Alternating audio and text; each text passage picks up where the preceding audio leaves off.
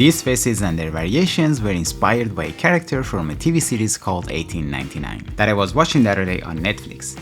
Well, I haven't had a chance to finish the first episode yet, but as soon as I saw this character, I really liked his face and decided to use it as inspiration to draw some faces based on it. In this video, I'm going to share with you guys my process on designing and creating a new variation from thinking and sketching to cleaning up the line art and finally painting.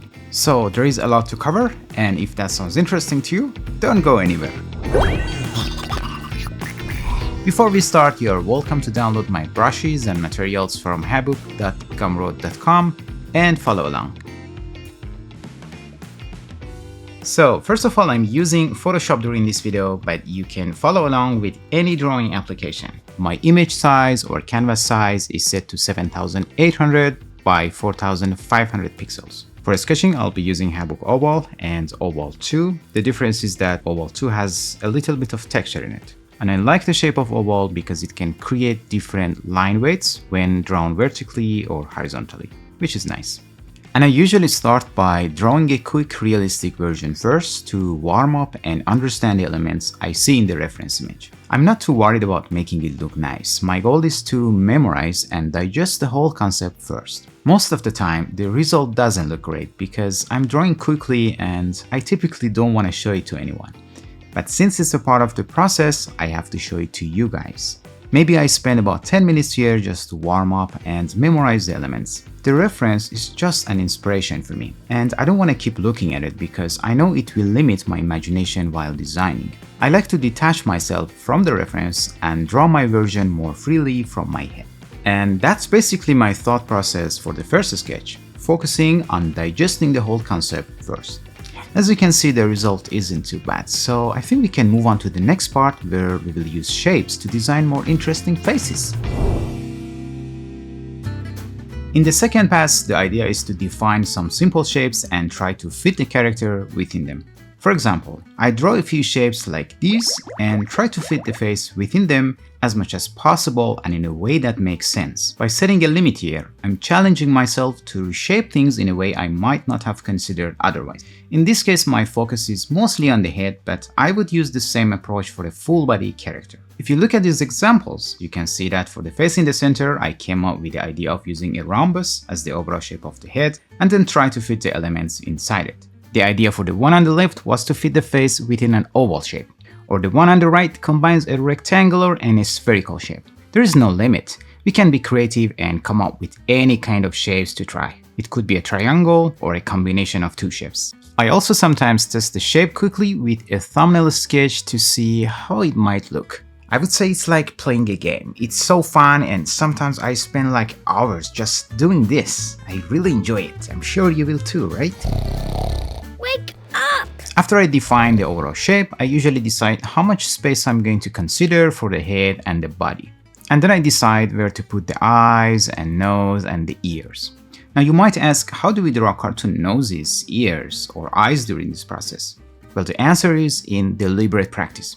For example, I sometimes spend an entire day drawing different kinds of cartoon noses or dedicate a day only to eyes or ears. Through these practices, you build a visual library in your mind, and when you face an overweight character like this, for example, you'll know that a short and a round nose is most likely to match his face. So it's all about deliberate practice and building that library in your mind. I will try to create a separate video about this subject because it's very important and effective. I also recommend practicing the basics of head drawings if you're a beginner in character design. And you can also use these simplified head shapes that I created for my practice and then share them on Gumroad for free. So you can download and use them too right now. It helped me a lot to improve head drawings from like different angles with correct perspective and symmetry. And I'm sure it's gonna help you too. So give it a try and let me know in the comments if it was helpful, okay? Okay! In this pass, my focus is on designing the overall look of the character within the shape that we define. It doesn't mean I stick to the shape like 100%. But creating this kind of limitation gives the character a unique stylized look. And I try not to look at the reference while I'm sketching, unless I forget something really important. When I'm done, I usually try to modify the overall shape using the warp tool in Photoshop and keep flipping the image to make sure it looks good from both sides. Let's just fix his jacket over here And in the next pass, I will show you how I clean up these lines and prepare them for painting. This exercise is not only fun, but also a fantastic way to learn about shapes and how they can transform and define the look and personality of your characters. When you try to fit a character inside an overall shape and you define a limit, that shape speaks for the character. And I found this technique extremely useful for myself to visually understand the impact of choosing a shape from the very beginning. Now let's go ahead and clean up these lines and refine the character here.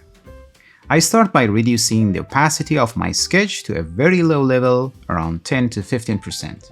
Then I create a new layer and increase the smoothing percentage of my brush to about 40 to 50% to get smoother lines. And I will be using HABOOK oval brush from my pencil brush set with full black color.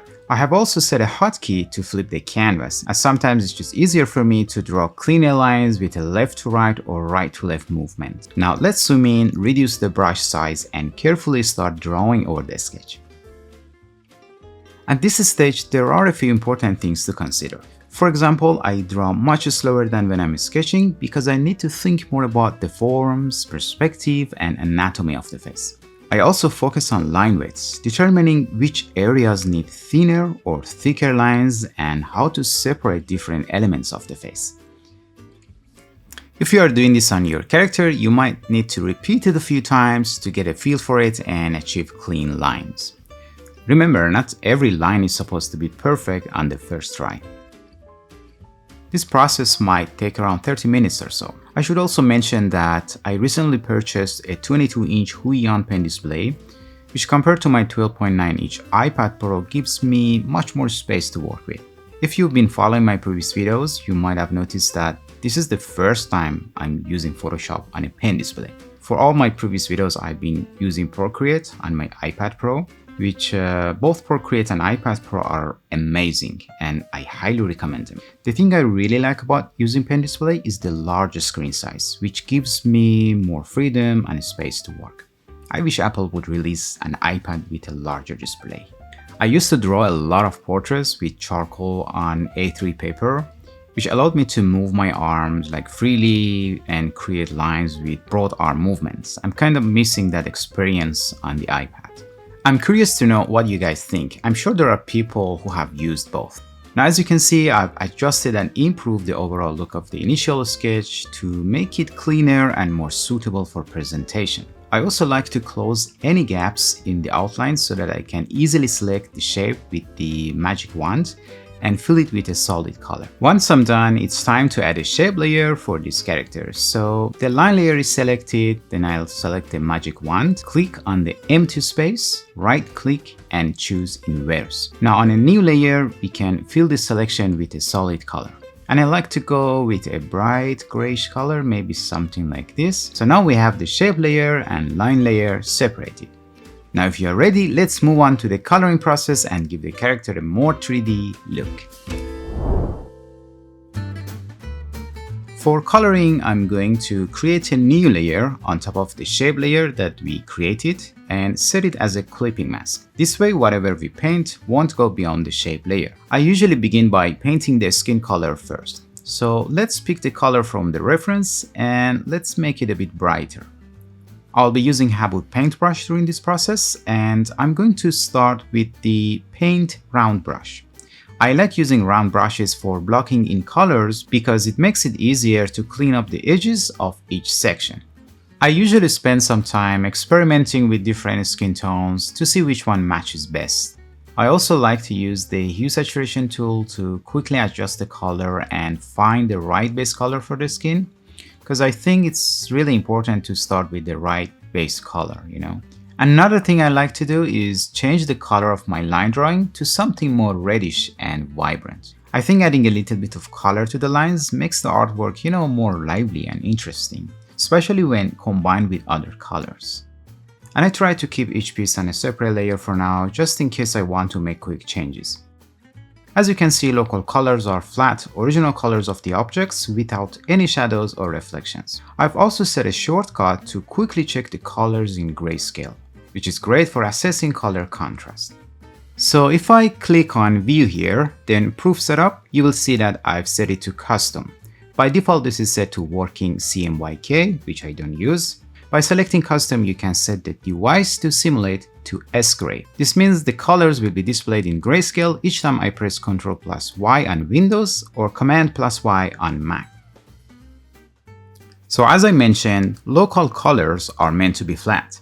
But that doesn't mean they shouldn't have any variation. For example, if you look at this character's skin color, you can see there are a lot of variations here. There are usually more reddish tones around the cheeks, for example, or more yellowish tones around the forehead. We can apply this to our character to make its local color more interesting. Cheeks, nose, and ears often have more reddish color due to a higher concentration of blood vessels near the skin's surface.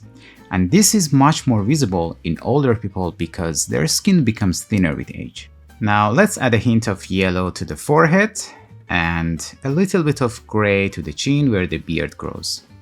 Since each element is on a separate layer, we can easily control its opacity. I don't want the color variation to be too strong, so I'm going to lower the opacity a little bit. Overall, working on local colors is quite simple and straightforward. I try to add as much as detail as possible using interesting colors that look great even in a basic presentation like this. Once I'm finished, I merge all the layers and rename it to Local Colors. I also like to experiment with the colors using the Color Balance tool to see if I can achieve a better result. But at this point, it looks good enough to add light and shadow to give it a more three-dimensional look. So, first of all, let's go ahead and place a light source somewhere around here. Next, I'm going to create a new layer, clip it to the shape layer, set it to multiply, and then select a reddish gray color like this to paint the shadows. And this time I'll be using HABOOK Round Soft Brush. I use the reddish gray color because I'm imagining him in an indoor environment with warm tones. If he were under a blue sky, I would probably choose a more bluish tone for the shadows. There are a few things I consider when painting shadows. First, I'm just guessing where the shadows might fall. It's not physically accurate, but as long as it feels right, I'm okay with that. The second important thing is that I try to define the shadows as sharp and simple as possible. This is an important stage, so we don't want to make it complicated too early. And I avoid adding gradients or soft shadows at this stage. I'm just focusing on designing the shadow shapes as simply as possible. If I do it right, I should be able to see the character's form clearly with these simple shadow shapes. I guess this approach also makes the process easier for you to follow and repeat. If the forms feel off, it means we need to improve the shadows before moving on to smoothing, blending, or making them more complex. Sometimes I like to turn off the colors just to focus on the shadows and see them more clear. Now, defining sharp shadows doesn't necessarily mean I'm going to present the final piece like this. But honestly, sometimes it works well enough for presentation.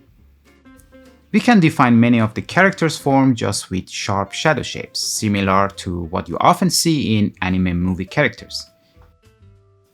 Now, let's go ahead and add a warm background. Maybe something like this would be enough. I don't want to keep painting on that bright background. Next, I'm going to add another layer to paint the ambient occlusion. I'll set this layer to multiply as well. So this will be used for adding darker shadows, which you can think of as secondary shadows in areas where light has a harder time reaching. So they appear darker, if that makes sense. By adding these darker shadows to areas like gaps or crevices, we will give the character more depth and dimension. For example, a little around the eyes or inside the ear, since those areas have a lot of depth. As you can see, I usually add more shadows that I need and then gently erase them to refine the look. From this point on, I will also turn the line layer on and off to see how the forms hold up without the lines, because I don't want to include lines in the final presentation. I need to make sure there is enough depth and clear forms so the character still looks solid without the line work. Again, I'm just guessing where the crevices are. For example, here on the hair, I can define a lot of details by just adding darker shadows between those gaps and hair groups. By doing this, we are adding more dimension and depth to the overall design. Let's make these areas under the colors a bit darker. These are probably some of the darkest spots since they are blocking the light. And here you can see the difference. Now let's start softening the shadows to make them look more organic and natural. I'm picking a slightly brighter color than the shadows and gently painting along the shadow border. I'm not using the smudge tool here, I'm just carefully painting. If I turn off the line layer, you can see that we have created softer forms that still hold up. So let's keep doing this for the rest of the face. I'm now using the HABOOK paint round brush for this process, and it has a chalk-like feel which makes it easier to blend colors and forms. From now on, I will keep working on the shadows, switching between layers to polish them and see if I can define more forms on these layers. Sometimes I feel certain areas need to go darker, especially when I turn off the line layer. I can feel there are a lot of areas that should go darker or need more work. For example, I feel like these areas on the hair should be darker, but I'm not entirely sure.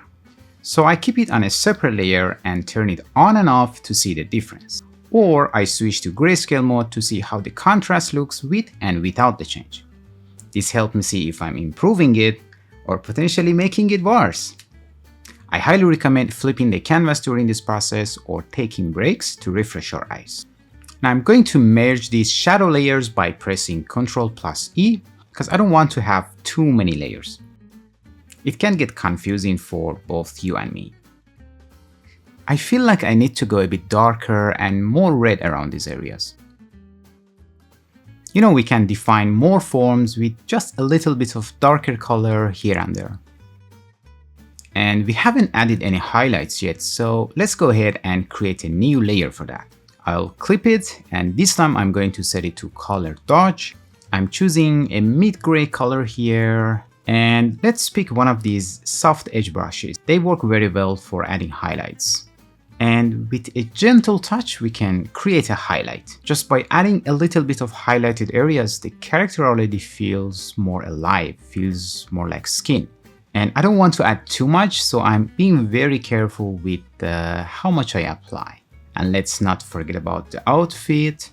Now, considering he's wearing a red neck scarf, some of that color will bounce back onto his chin. So I'm gonna make it a bit more red. And as we are progressing, I think he's starting to look more 3D, which is great, right? And we can keep improving his look by adding more details to his skin and his overall appearance. I like to think of his beard as more geometric, and I'm trying to blend it with the skin by adding this kind of hair effect. It creates a smoother transition rather than having a sharp border. And we can do the same for eyebrows as well. It makes everything feel more organic and natural, and of course adds a nice cartoony touch. Now I think it's a good time to merge all the layers and continue our painting more freely.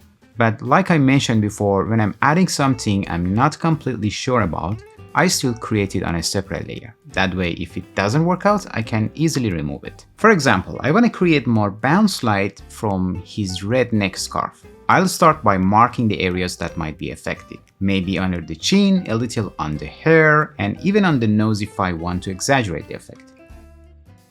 So let's select a paint round brush and see how it looks when I add it here. I think it looks good, but it's a bit too strong, so let's reduce the opacity. Now let's add a little bounce light to the beard as well. And with a soft eraser, we can create a subtle gradient like this. I also think we can add a little bit of bounce light from his jacket to the other side of his beard for a more balanced effect. Adding these little bounce lights really enhance the look of the character. Now I think we are almost done with the character. I'm just gonna create a bit of brush effects around the outline to help blend it more with the background.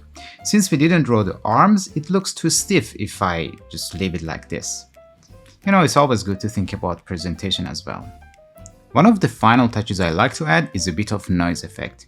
Maybe something around 3% would be enough. This adds a subtle texture over the whole design and giving it a more unified feel. We can also add a little bit of color correction. I usually use color balance for this, and I like adjusting the shadows and highlights a bit to see if I can get a more interesting result. And we are almost done. I'm going to wrap this video here. It's the longest video I have ever created. So thank you so much for watching. If you found this video useful, don't forget to subscribe and share this video with your friends. If you also have any questions or need help with the process, feel free to comment or contact me on Instagram. I'm more than happy to help. So keep practicing, keep creating, and see you all in the next video.